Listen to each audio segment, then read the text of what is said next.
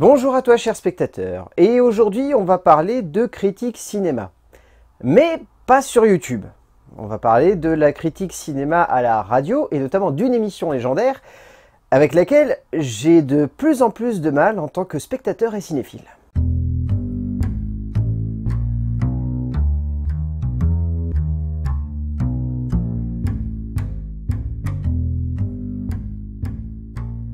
Je pense que si je vous dis Le Masque et la Plume, ça vous dit forcément quelque chose, même juste de nom ou très vaguement à l'oreille. C'est une émission de cinéma qui est diffusée tous les dimanches sur France Inter à 10 h et à 20 h, donc ça a deux créneaux. C'est la même émission, c'est juste qu'elle est répétée deux fois. C'est une émission qui à la base parlait de théâtre et de littérature, qui rapidement a ajouté le cinéma à son catalogue. Pour vous faire rapidement l'historique, en gros c'est né en 1955 sur la RTF. Ça a greffé le cinéma à son contenu à partir de 57, et depuis ça n'a quasiment jamais arrêté d'être diffusé, hormis de manière très sporadique à gauche ou à droite, que ce soit à cause d'événements liés au monde de la culture, que ce soit aussi lié à des événements historiques, que ce soit lié à l'actualité. Il y a eu des moments où l'émission a été sautée, mais voilà, c'est comme n'importe quelle émission, ça arrive. Mais c'est une émission qui existe depuis tout de même 1955. Ça veut dire que Le Masque et la Plume va fêter ses 70 ans l'année prochaine. Et alors comment dire, moi je fais partie de ceux qui ont toujours été très intrigués par les émissions qui parlent de la critique cinéma et qui critiquent le cinéma. Parce que, mine de rien, c'est non seulement un bon moyen, je trouve, de mieux regarder le cinéma par moment, ça permet aussi d'avoir un meilleur esprit critique. En écoutant d'autres personnes critiquer, je trouve que l'on arrive à développer son esprit critique et c'est quelque chose d'hyper important selon moi. C'est également des émissions, je parle du Masque et de la Plume, mais je pourrais vous parler du Cercle également. Ce sont des émissions qui réunissent des grands noms de la critique cinéma et qui les incitent un petit peu à parler ensemble de un ou plusieurs films et surtout en fait d'opposer leur point de vue. Et ça, c'est hyper intéressant parce que, je veux dire, si vous aimez un petit peu le cinéma ou que vous aimez parler de cinéma, c'est toujours intéressant de parler avec quelqu'un qui n'a pas forcément le même point de vue que vous. Parce qu'il y a un échange. Et à partir de cet échange, généralement, on arrive soit à opposer des opinions, soit carrément à compléter les opinions de l'un ou de l'autre par les réflexions ou par les conclusions que l'on va avoir. Donc, c'est hyper important, je trouve, de parler avec des gens qui n'ont pas les mêmes goûts cinématographiques que soi. Parce qu'à partir de là, l'esprit critique se met en place et on se met à développer soit une rhétorique, soit tout simplement une bonne manière de parler, soit à apprendre aussi à faire en sorte que nos arguments soient bien statués et qu'on arrive à les tenir, ou soit tout simplement aussi à apprendre que l'on a tort. C'est bien aussi des fois d'apprendre que l'on a tort et que peut-être l'avis que l'on avait sur un film n'était pas bon ou alors était erroné par un point que l'on n'avait pas réussi à cerner. Et là, on arrive à mon problème au Masque et la Plume, c'est que je peux visualiser le fait que pour certains, c'est plus une espèce de grande pantalonnade drôle et jubilatoire où des gens vont balancer des grosses punchlines sur des films et pas les punchlines genre Yo Mama, plutôt les punchlines genre Bernard Pivot. Pourquoi pas? Mon problème, c'est que c'est supposé être aussi une émission qui doit donner envie de voir des films. Et au-delà de donner envie de voir des films, d'avoir un esprit critique et donc d'être curieux. Or, dernièrement, je me suis réécouté encore une fois Le Masque et la Plume pour essayer de voir si j'avais vraiment un souci avec ça. D'où le fait que je vous parle ici de l'émission. Parce que, à partir du moment où on me balance des inepties sur Furiosa, en essayant de me dire qu'il y a des références ouvertes au mécano de la Générale de Buster Keaton, bah j'ai un peu envie de dire que ça va trop loin en fait. Et je pourrais voir qu'on me dise « Oh, ça s'inscrit dans le côté slapstick et la comédie un peu gestuelle de Buster Keaton, pourquoi pas ?» Mais en fait, c'est ça le problème que j'ai avec Le Masque et la Plume, c'est que c'est constamment des références surintellectualisées que la moitié des gens ne bitent pas, ou alors juste qui permettent d'avoir une bonne punchline et ensuite de un peu briller le lundi quand tu vas redébarquer au boulot devant tes collègues et dire « Oh, t'as entendu ce que j'ai balancé hier dans Le Masque et la Plume? Oh, oh, oh !» Vraiment. Et c'est ça qui me gêne un petit peu avec cette émission. C'est que depuis quasiment le début de sa création, c'est une émission qui a voulu constamment être à contre-courant. Et quand je dis constamment, ça n'est pas une vanne. Amusez-vous à replonger dans les archives du Masque et de la Plume, c'est à mourir de rire à quel point tout du long de leur vie, cette émission n'a jamais réussi à voir venir soit un succès populaire, soit un succès critique et public, soit tout simplement un bon film. Remonter jusqu'au Parrain, remonter jusqu'à Star Wars, remonter jusqu'à tout ce que vous voulez en termes de cinéma grand public, même dernièrement remonter jusqu'à Joker, à chaque fois le Masque et la Plume a trouvé le moyen de dire « Mais qu'est-ce que c'est que cette énorme daube, c'est n'importe quoi, cette espèce de réflexion post-moderne à mi-chemin entre Victor Hugo et un comics foireux du bas de cave. » Enfin, voilà. Voilà. Donc, c'est pour ça que je n'aime plus le Masque et la Plume. C'est parce que, autant, je peux aimer lorsque je prends le cercle, parce que pour moi, le cercle est beaucoup plus intéressant en termes d'avis critique, même si, pareil, hein, des fois, ils sont complètement à côté de la plaque. Moi, je reste sidéré devant cette émission que j'aime me regarder régulièrement, où nous avons tout un plateau qui démonte Gravity. Et genre vraiment démonte Gravity. Il dit que c'est vaguement un bon petit divertissement de dimanche soir sur TF1, mais que sinon c'est débile, c'est régressif, ça n'a pas de scénar, etc.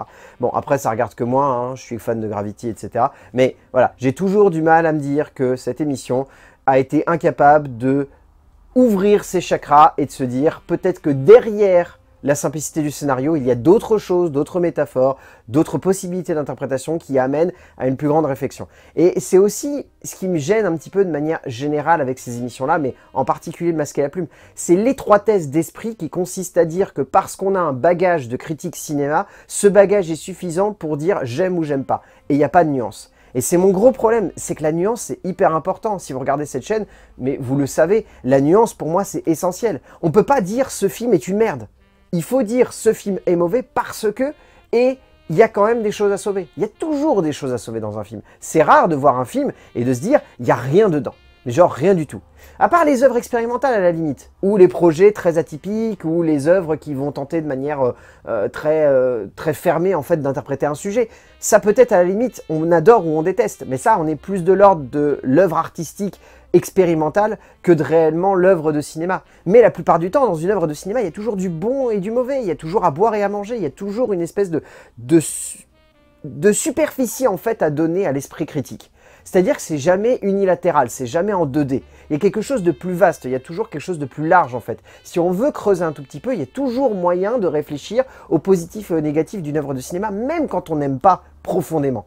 Même quand on n'aime pas profondément, il y a toujours moyen de réfléchir et parfois d'être surpris. Il y a des réalisateurs et des réalisatrices dont je n'arrête pas de retourner voir les longs métrages parce que je me dis, bah sait-on jamais, peut-être que là il va réussir à me surprendre.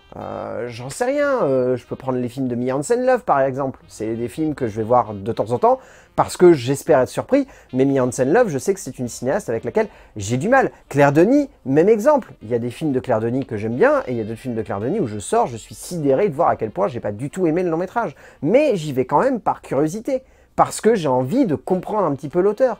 Et des fois, j'ai l'impression que dans le Masque et la Plume, l'objectif, c'est comme je disais au début, c'est juste balancer une bonne punchline, faire rire le public, parce que c'est bon de le rappeler, mais c'est une émission qui est diffusée en live et devant un public. Donc ça veut dire que c'est vraiment un one-man show, mais en groupe. J'arrive pas à cerner en fait quel est l'objectif de cette émission Claire, parce que ça se voit qu'à la base, c'est supposé quand même être une émission qui doit donner envie aux gens de s'intéresser à la culture. Or, le fait de laisser la parole à des one-liners et à des instants où on va balancer des inepties ou alors des références cinématographiques où on va se dire « Oh, dis donc, c'est extraordinaire, il a réussi à lier ces deux œuvres de cinéma qui sont opposées par quasiment 100 ans, c'est exceptionnel », ça sert à rien si ça n'a pas de contexte, si ça n'a pas de profondeur, si ça n'a pas de réflexion, c'est juste histoire de balancer le mécano de la générale, c'est comme Furiosa. Bah à la limite, j'aurais presque plus envie de dire qu'il y a plus de références entre Fury Road et le mécano de la générale. À la limite, si vraiment on voulait pousser le côté intellectuel de la réflexion, mais à la limite, il y a plus de Buster Keaton dans Fury Road que dans Furiosa. Furiosa ne va pas du tout se référencer ouvertement à Buster Keaton, ça n'est pas son objectif. Bref. Vous voyez, je prends cet exemple-là parce qu'il est frais dans ma tête, mais au-delà de ça, voilà, vous pouvez vous amuser. Il y a plein d'archives de l'INA, si jamais vous allez sur YouTube, autour du Masque et de la Plume, où vous entendez, mais alors des émissions lunaires qui ont 60, 50 ans, sur des films qui sont aujourd'hui reconnus comme étant soit des classiques, soit des films cultes, soit des grands moments de cinéma pour la majorité des spectateurs, et ils trouvent le moyen quand même de dire que c'est des énormes daubes, ou alors que c'est nul à chier, ou alors que c'est de la merde. Et je sais pas. j'arrive pas à savoir si c'est que c'est une émission qui veut constamment être à contre-courant, un peu comme Durandal. Je sais pas, est-ce que c'est des visionnaires et qu'ils étaient vachement en avance avec Durandal? C'est d'ailleurs drôle de savoir que Durandal s'est en plus fait allumer par le Masque et la Plume à une époque. Voilà, je sais pas, est-ce que c'est un retour de bâton ou est-ce que c'est lunaire de voir des gens qui passent leur temps à s'auto-congratuler, aller envoyer chier un gars qui est lui aussi à contre-courant, mais qui au moins est seul et donne son avis. Et à la limite, encore une fois, j'ai beaucoup plus de respect pour un Durandal qui est à contre-courant que pour une bande de mecs enfermés dans un théâtre qui vont vouloir être à contre-courant, mais en balançant des grosses punchlines. Voilà, c'est encore une fois ça. Et encore une fois, dites-vous que ce que je reproche à l'émission, c'est pas d'exister, c'est juste de ne pas prendre en considération le fait que le spectateur, déjà de 1, n'a pas le même bagage culturel qu'eux, et va avoir certaines références qu'ils ne comprennent pas, et j'ai bien conscience, c'est sur France Inter, donc ça veut dire que la grande majorité des gens qui écoutent ça, c'est des gens qui ont, allez, entre 40 et 60 ans, je dis bien la grande majorité, hein, mais c'est pas pour autant qu'il faut parler aux gens comme si leur culture n'existait pas, ou alors comme si leur culture n'était pas importante. C'est toujours bien de garder à l'esprit que la culture des autres n'est pas notre culture. Et donc que des fois, il faut avoir des paroles simples, une logique de compréhension et d'interprétation simple pour faire en sorte d'être le plus large possible. Et après, on peut toujours avoir des petits points d'interprétation qui vont être très ciblés, mais pas avoir toute une rhétorique entièrement basée sur un bagage culturel que les 3/4 des gens n'ont pas ou n'auront pas la possibilité d'avoir. C'est juste ça. Voilà. Encore une fois, j'aimerais bien que cette émission, elle ait un petit peu plus d'ouverture d'esprit et surtout qu'elle arrête beaucoup de balancer des punchlines. Parce que ça sert à rien de balancer une punchline, parce que ça va être jamais retenu, il n'y a personne qui va s'en souvenir, il n'y a personne qui va accrocher ça au-dessus de son salon, il n'y a personne qui va mettre des trucs comme ça, enfin voilà. Ça ne sert à rien. Voilà, c'était un petit coup de gueule, mais voilà. C'est juste parce que j'ai conscience potentiellement que cette émission, elle peut avoir une vraie évolution et surtout, elle mériterait d'avoir un coup de jeune.